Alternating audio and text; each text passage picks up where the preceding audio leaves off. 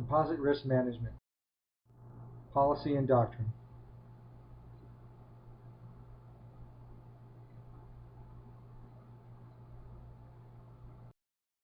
Loss is loss, accidental or combat. Either degrades readiness. Note that accidental losses make up a large proportion of the total losses in all major conflicts. Gives a good reason to study combat and accidental losses. Note that this does not include losses between conflicts, which are virtually all due to accidental and other non-combat causes, suicide, criminal, medical. CRM leads to enhanced readiness and combat power. This is the ultimate goal. The basic premise of CRM is that we need to apply risk management broadly to preserve readiness and combat power. Example, impact on readiness can occur off-duty when someone dies Saturday in a POV mishap, and then the unit is less capable next Monday. Readiness can also decrease if a civilian worker cannot produce for his or her assigned unit. Doesn't matter when or who. Look at the bottom line, readiness. The culture as it is today includes less than effective processes. Old safety starts with regs and says, these are the tasks I need to perform in my job. In other words, regs may be dictating your focus. As a result, your efforts may bear little correlation to where the real dangers and risks are. This also leads to a checklisty yes or no type approach and bony-fingered what can't you do cautions and warnings. We currently have a habit of paying attention to the main task, the enemy, or the primary job. Other events tend to be add-ons, afterthoughts, or not even considered. Movement to and from a mission location in one such task that often gets less attention than the mission itself. Another example is a lack of supervisor scrutiny on after-duty hour activities. Compartmentalized means pigeonholed, either or type thinking, rather than looking at the big picture or holistic exposure to the risk. In this culture, the impression is accidents happen.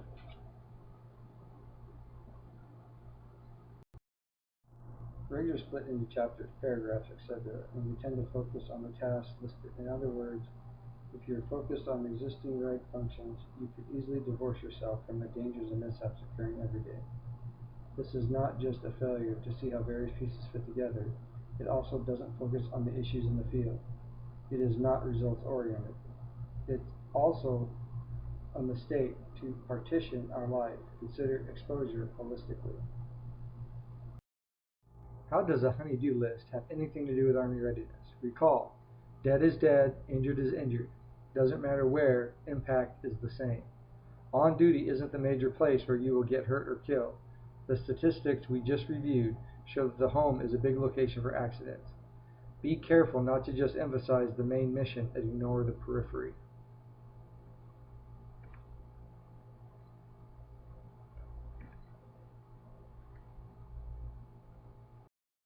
New culture CRM isn't hard to understand, but it is hard to implement and execute. Cultural change takes time. Some key points are, need to start asking danger-oriented, result-oriented questions. What can hurt or kill us? Need to look at the entire picture of total exposure. Need to understand that this holistic management of risk boosts confidence and creates boldness to act, because you know what hazards are out there and what action to take to mitigate them. It doesn't make you invincible, but it does reduce risk greatly. That's a bottom line orientation. Who is in my unit? What's my capability?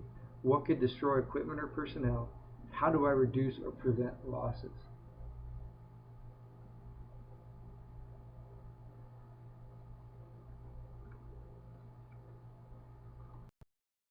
Holistic picture of risk, factors considered together. Out of theater, the enemy is not a consideration, but other factors remain. What can hurt me or my buddies? What can keep us from performing?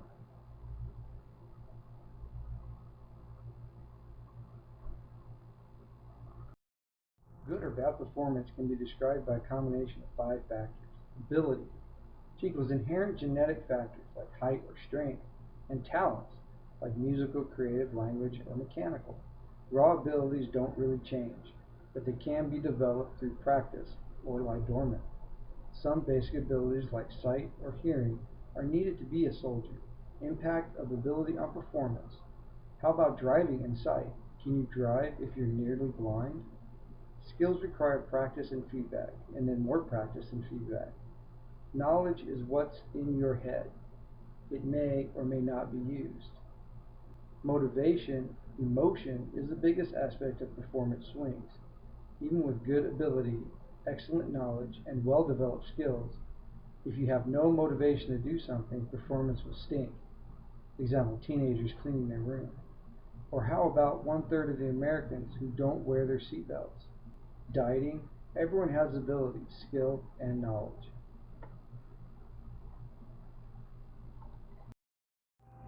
Let's look at composite risk management process. The first step in CRM is to identify the hazards.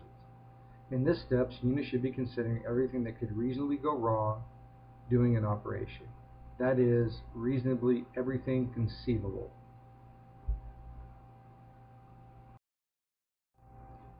Assess the hazards. This step is more of an art than a science. No matter how units assess risk, it must be based on the probability and severity.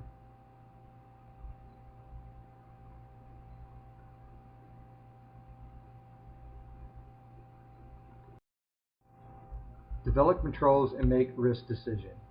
The basic objective of this step is to either eliminate the hazard entirely or reduce the risk to an acceptable level. This is a very busy step. In this step, we develop and select controls for each hazard, determine the residual risk of each hazard, determine an overall mission risk, and finally make a decision.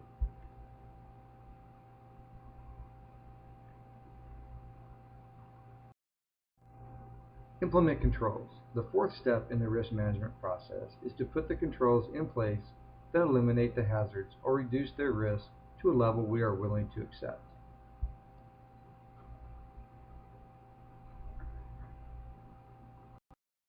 Supervise and evaluate. This step is the last step in risk management. Once you have identified the hazard, assessed the hazards, developed controls, and made a risk decision, along with implementing controls, you must supervise to ensure these assessments are being fulfilled, and then evaluate the task to possibly see any other ways to further mitigate risk.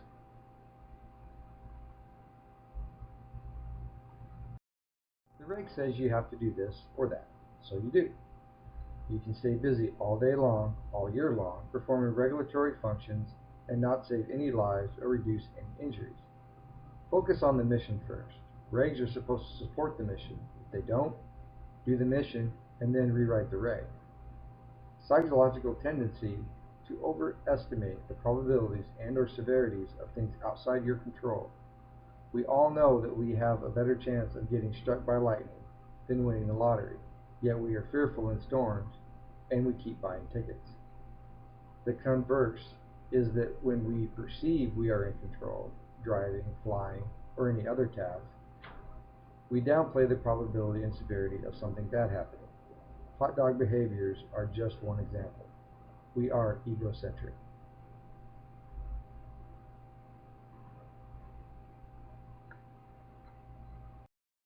Safety and risk management seems contrary to why people are in the Army.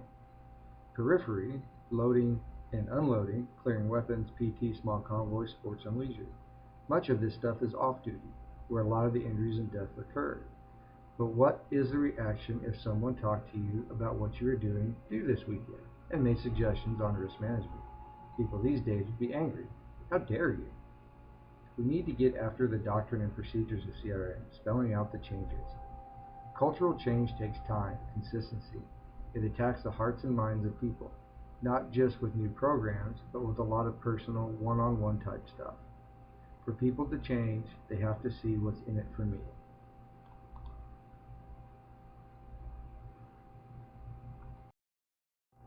We all make mistakes. We say this, but do you believe you make mistakes? Errors include sins of commission, incorrect decision and actions, like flying into IMC, then diving to get out of it.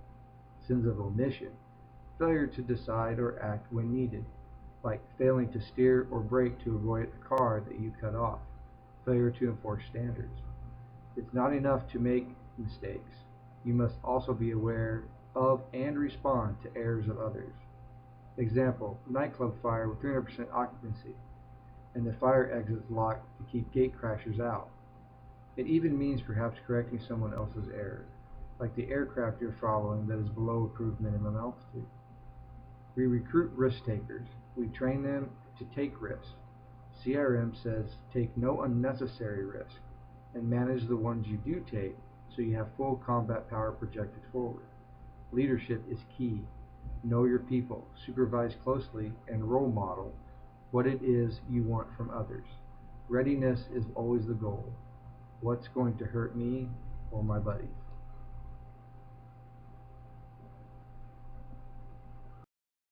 What's the number one hazard you face today? Inattentive driving, either due to fatigue, alcohol, cell phones, or a carload of teenagers yakking. How do you become more aware? From sharing in meetings, from chain of command, from tapping into the CRC website and reading the safety in magazines, from looking around and thinking, what can hurt me or my buddies? MET-TC is good, but not enough to focus on accidental hazards. Maybe a MET-TCA. Risk assessment worksheets aren't everywhere, but people die everywhere, so some sequences of convoy, loading, travel to FTX itself, a post-exercise party, or a pass. Cumulative.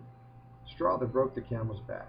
Example, sleep deprivation for 3 nights, 3 to 4 hours short per night of sleep, followed by day 4 of work, then a 100-mile-an-hour drive, and then a 200-mile drive, with 3 hours to go before 06 Monday formation. Also, task saturation. What are some trade-offs? Example, from white paper, convoy route choices versus enemy threat, or enemy versus accidental risk, with an up-armored Humvee driving fast without seatbelts.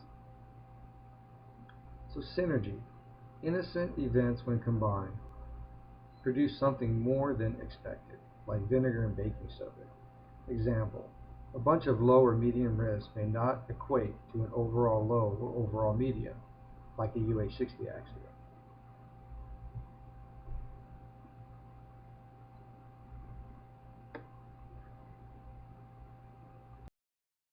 Sample of things that need to be considered, not all inclusive in composite risk management.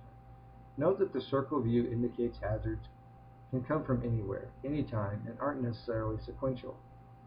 Circles include systems/material inner, environmental in the middle, and human outer, but are meant to show not an order so much as an interaction between them.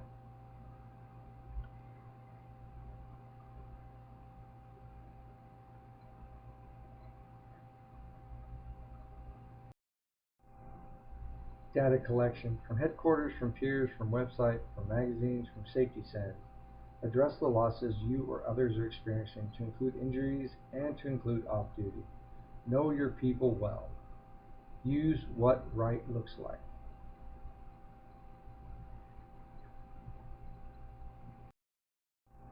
Look more at controlling the O, T, L, and the P. Also consider how the hazards may have combined to form a new, more powerful hazard and control for that. Controls may be outside the standard MET-TC framework. Recall the A and E accidental hazards and human error. Young people hate safety messages, but respond to peers and personal "it happened to me" type stories. Again, know your people goes back to the old days when the Sarge knew everyone. Use knowledge of the people to get involved in off-duty plans. Not involved, but intrusive. Not big brother, but band of brothers.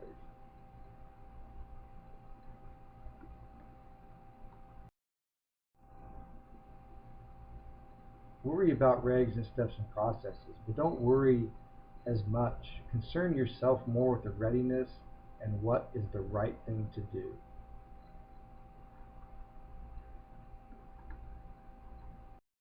Remember, stop unsafe acts and don't take unnecessary chances.